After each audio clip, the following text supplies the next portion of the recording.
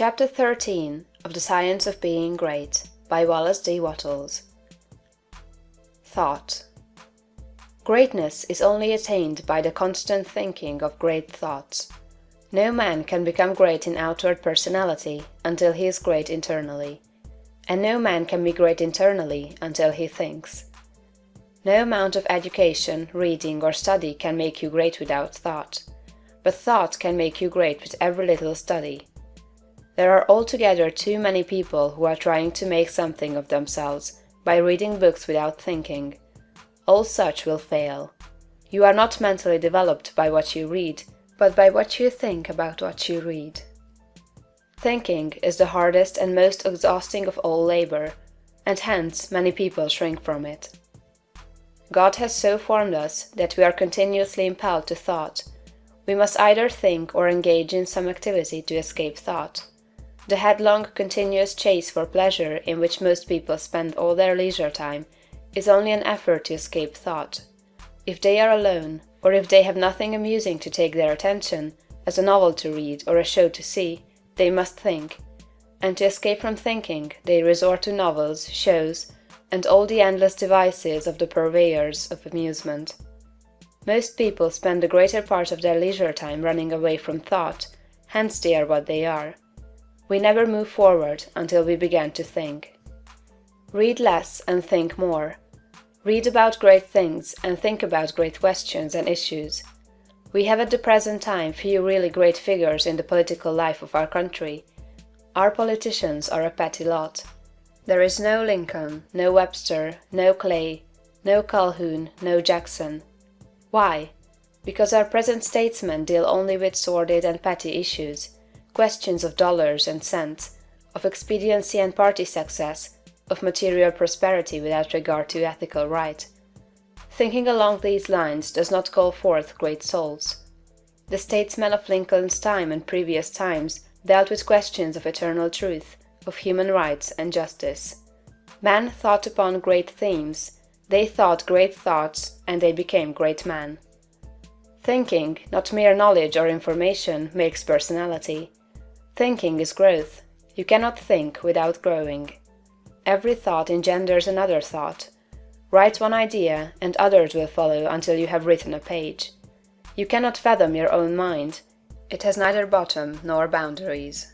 Your first thoughts may be crude, but as you go on thinking, you will use more and more of yourself. You will quicken new brain cells into activity, and you will develop new faculties. Heredity, environment, circumstances, all things must give way before you if you practice sustained and continuous thought. But on the other hand, if you neglect to think for yourself and only use other people's thought, you will never know what you are capable of, and you will end by being incapable of anything. There can be no real greatness without original thought. All that a man does outwardly is the expression and completion of his inward thinking. No action is possible without thought, and no great action is possible until a great thought has preceded it. Action is the second form of thought, and personality is the materialization of thought. Environment is the result of thought. Things group themselves or arrange themselves around you according to your thought. There is, as Emerson says, some central idea or conception of yourself by which all the facts of your life are arranged and classified. Change this central idea, and you change the arrangement or classification of all the facts and circumstances of your life. You are what you are because you think as you do. You are where you are because you think as you do. You see then the immense importance of thinking about the great essentials set forth in the preceding chapters. You must not accept them in any superficial way. You must think about them until they are a part of your central idea. Go back to the matter of the point of view, and consider, in all its bearings, the tremendous thought that you live in a perfect world among perfect people, and that nothing can possibly be wrong with you but your own personal attitude.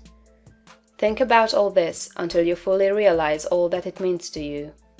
Consider that this is God's world, and that it is the best of all possible worlds, that He has brought it thus far toward completion by the processes of organic, social, and industrial evolution, and that it is going on to greater completeness and harmony.